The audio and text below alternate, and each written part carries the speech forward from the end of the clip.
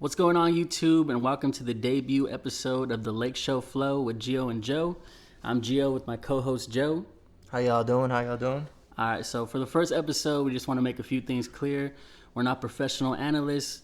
We're not quote-unquote experts. We're just two friends talking basketball who just both happen to be diehard Laker fans, and we thought it was time to bring y'all some of our reactions to games for the season and beyond, and it's up to y'all how far we take it. So tonight, the Lakers escape and defeat the Bucks in a potential finals matchup, 113-106. So we're going to bring you a little reaction to that. Okay, man. So with this being a potential finals preview, what was your initial thoughts and feelings on this game? How do you think we played? What were your initial just feelings on the bigger picture of the game?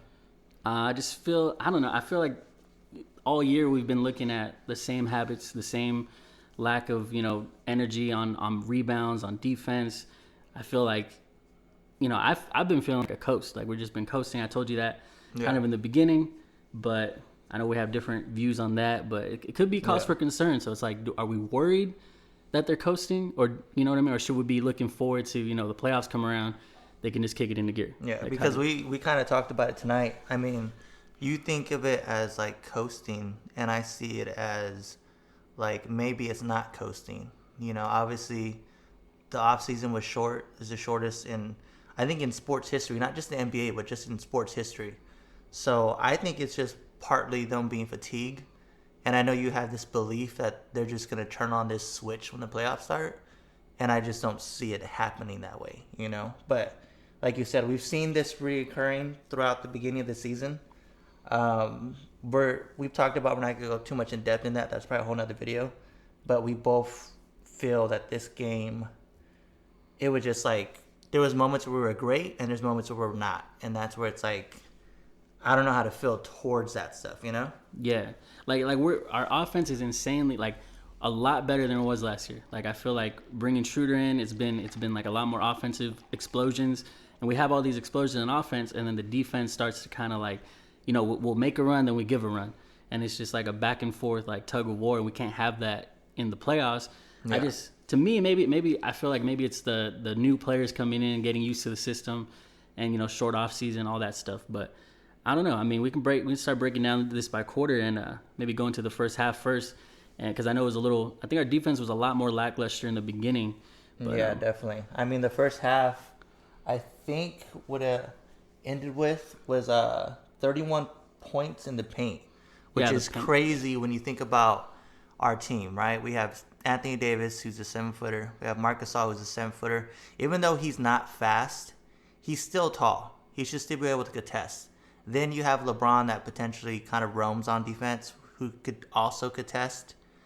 So to think that we're giving up 31 points, and I mean, you got to remind they do have Giannis, but even at that point, I think Giannis only had 15 points at halftime. So it's not like he was doing all that damage. Yeah, there was other people doing that damage. Yeah, we got killed a lot, but Drew Holiday was just having his way, getting around people. Even Trez was kind of, trying to put a body on him, but he's just a good player. So it's hard because, like you said, we do have the big men to stop it, but it seems like it's just laziness. And like I said, I mean, it could just be a coast, but we can't coast forever. Like you're saying, I get what you're saying. I get where the concern comes from, because when we play good teams, it's not always going to go this way. We're not always going to hit as many threes as we did, like you said.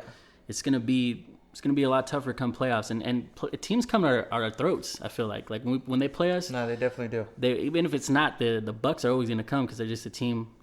They've been in contention, but we'll be playing these lower tier teams, quote unquote, and like the Warriors the other night. It's just been this constant thing where it's they're coming at us, but then we're kind of still coasting. It's I'm just not sure how to feel about it sometimes. But one thing about that first quarter too, though, that was interesting to watch was AD and Giannis started with guarding each other, and I feel like they kind of off-centered each other. I mean, Giannis had some buckets, but so did AD in the beginning. So at least I feel like that matchup, because I feel like that's going to be the matchup in the playoffs. If we were to see them in the finals, I feel like those two are going to guard each other the majority of the time.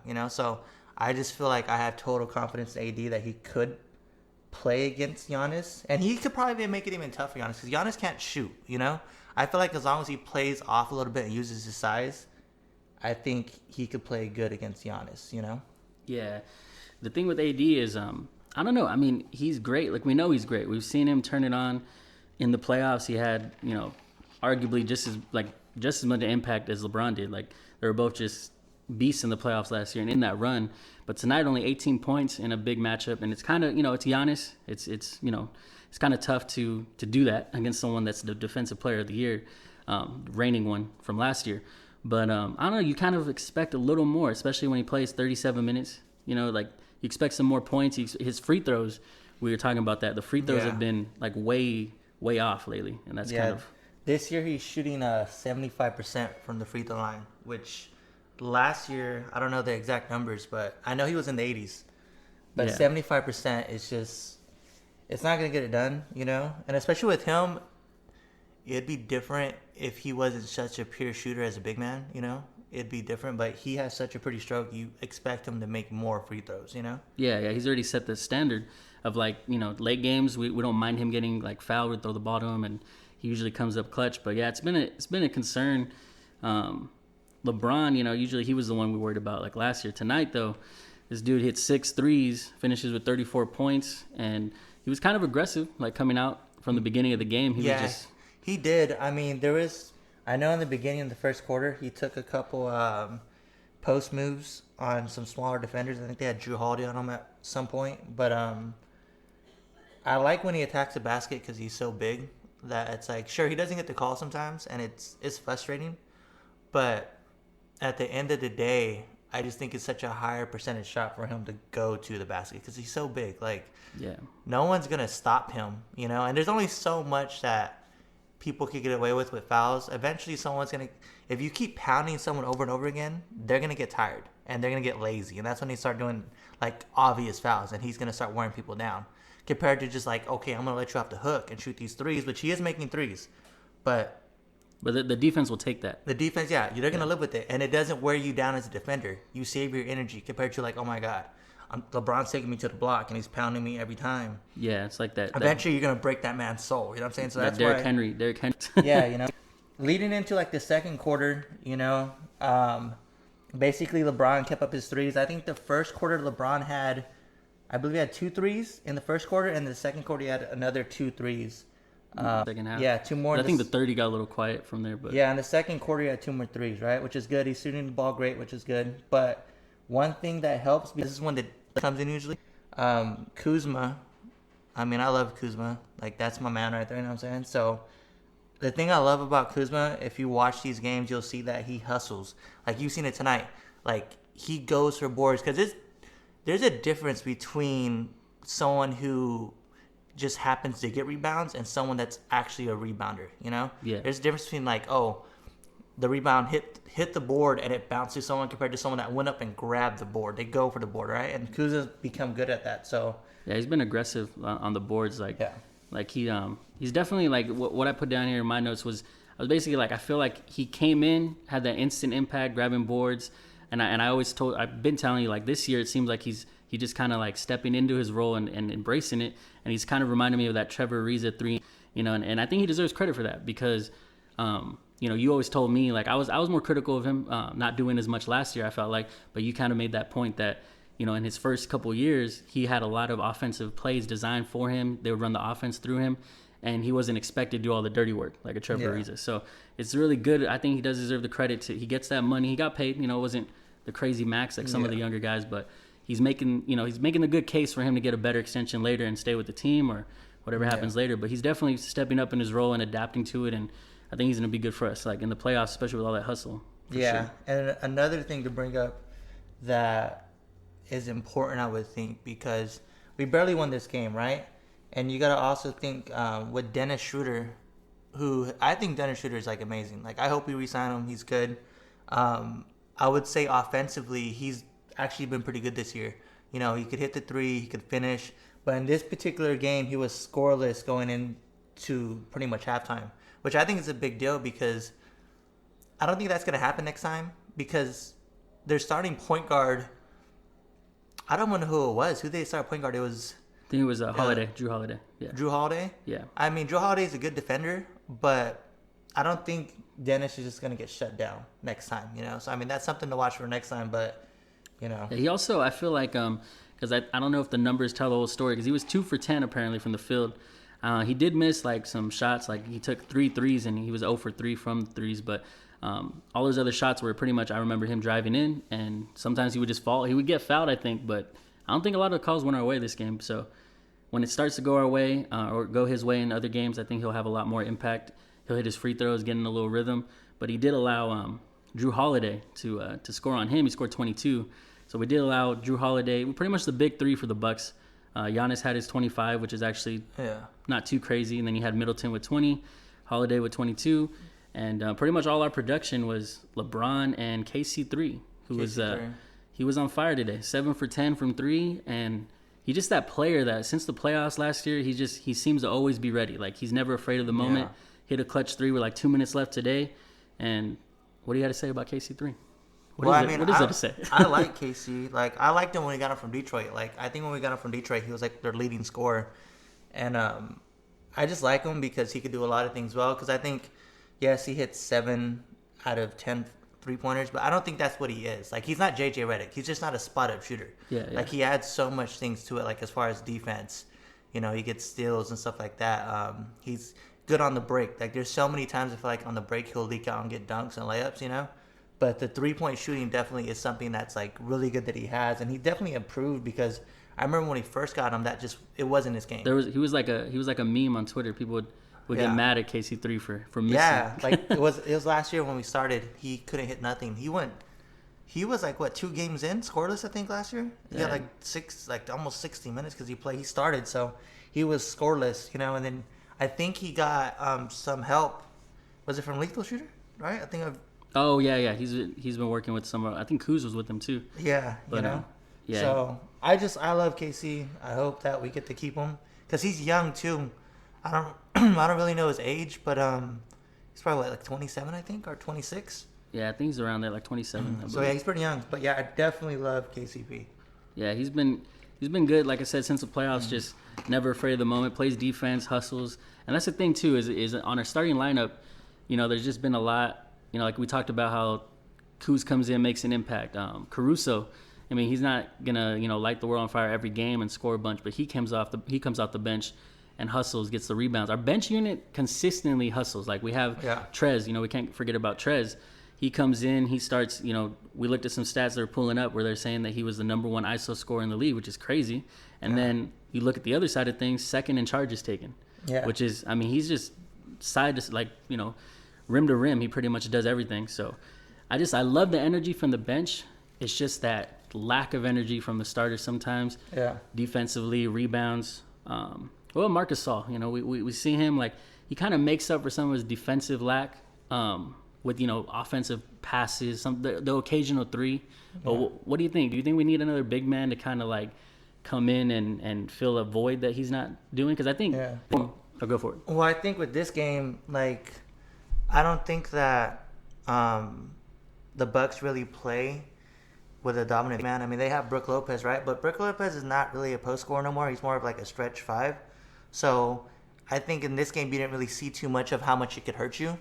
But like when we play other teams where they have like big guys that actually work the post, like I could imagine him getting just destroyed by Rudy Gobert on offensive boards against like the Jazz or like Jokic. Yeah, Jokic or something like that. Because sure, we could go with AD at the center position if we need to on those games, but I would want it to where we wouldn't have to do that, because if we try to do Mark off the bench, it kind of throws off the rotation with Harold and stuff like that. So it's like it kind of just throws off rotation that we already have that I think works for us, you know. But yeah, that's true. Like when it comes to this Milwaukee game, like I said, I mean, we did a lot of good things tonight. I feel like when we were going into the third quarter, we kind of started off slow, you know.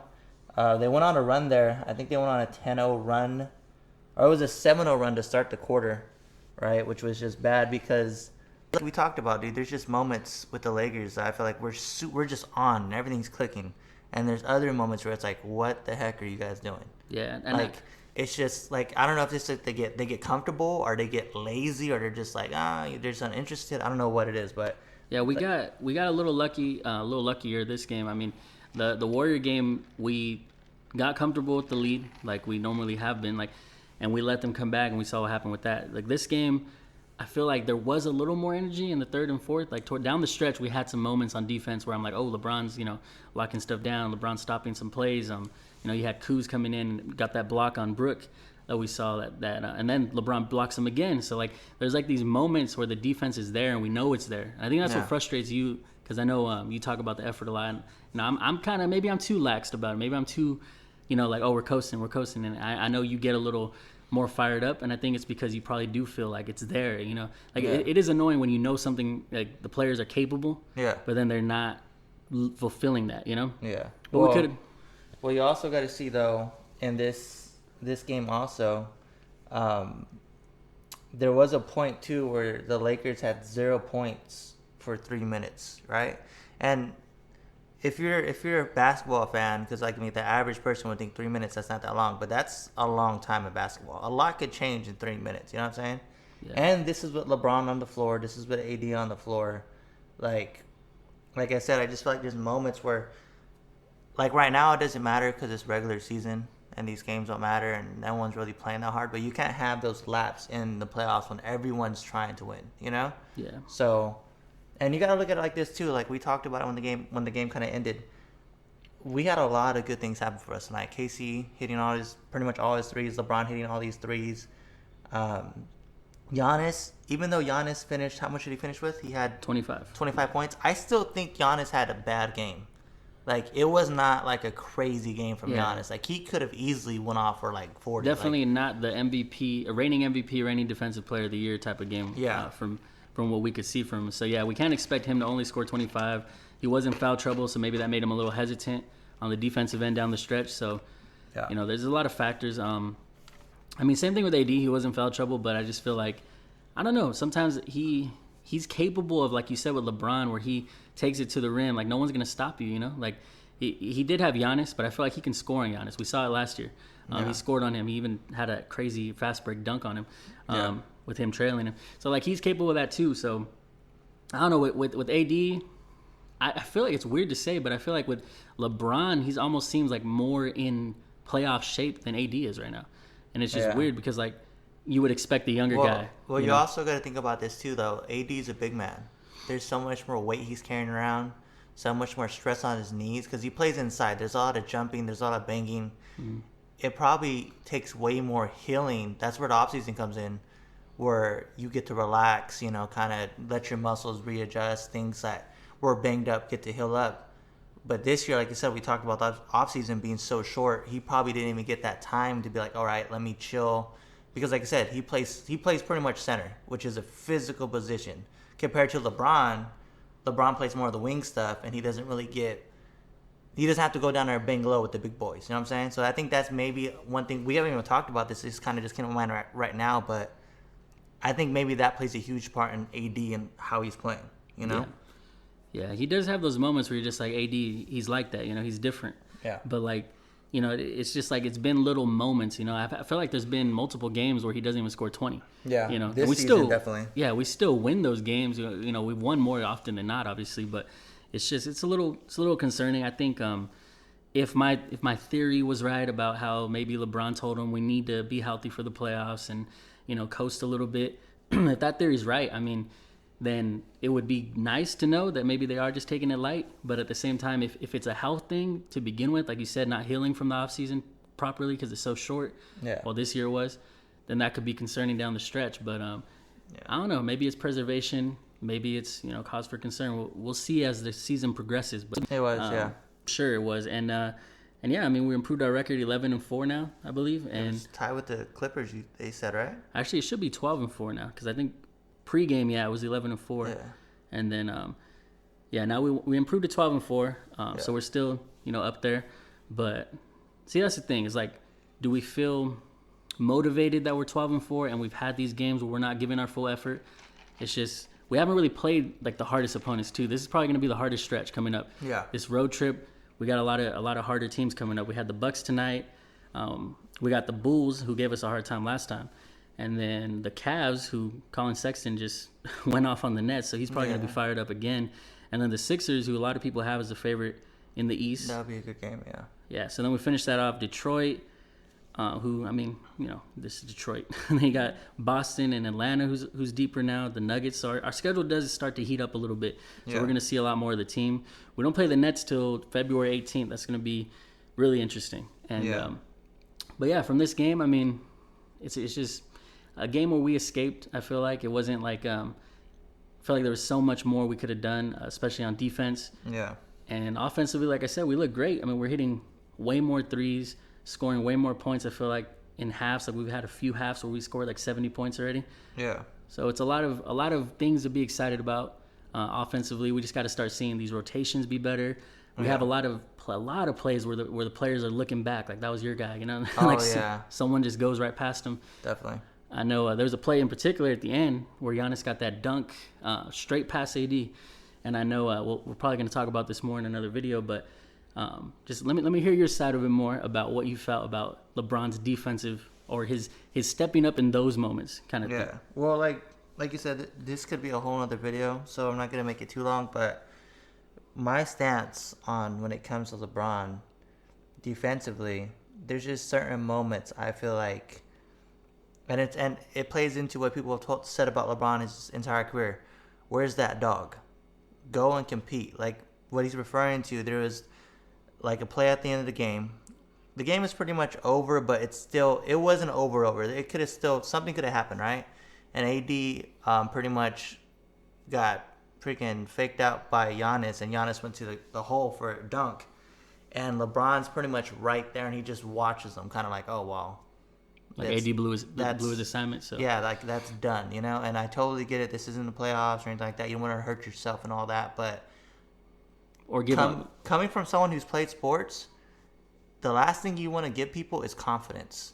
You don't want people to think that they could beat you or think they could do this or that, because that's completely dangerous. The underdog teams win all the time because confidence. Something goes right in a game, and then something else goes right, and all of a sudden the underdog wins because like they just get confidence. That's exactly how the Warrior game went. Yeah, because at the end of the day, all these guys are NBA players. They're all great at one point in their careers, and all they need is some confidence sometimes. So that's where, like I said, this is a whole nother video, but I feel like there's certain moments where LeBron could just do something defensively. Because not only that, it just shows your guys, like, all right, if he's going to do it, then I'm going to do it. Because you lead by example. That's just how it is. That's just how things go. But pretty much, I mean, that's pretty much everything that I would say that we would have to cover for tonight. I mean, like I said, the game, you said we escaped. I think that's like a correct way to say it, because we didn't dominate this game.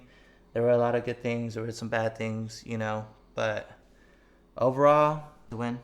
Yeah. But we'll have to see the next game. You said next game we have the Bulls, you said? Yeah, we got the Chicago next game. So continuation of this 7-game road trip, I believe. Yeah.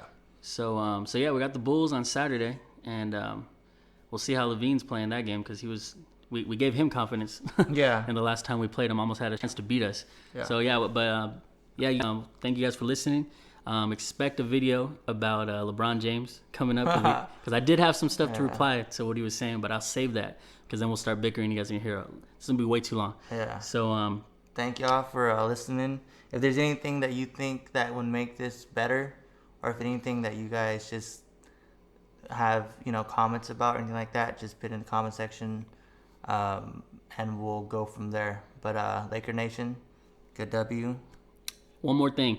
I am going to make a Twitter for this YouTube by the time this video goes up. So follow us on Twitter at LakeShow Flow, and we will be posting updates on stuff when we're going live with our videos, stuff like that. And yeah, we'll see you guys on the next one.